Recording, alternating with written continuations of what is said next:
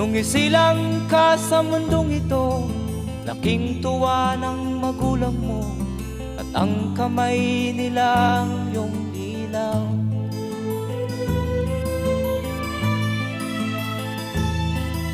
At ang nanay at tatay mo'y di malaman ang gagawin, minamasdan pati pagtulog.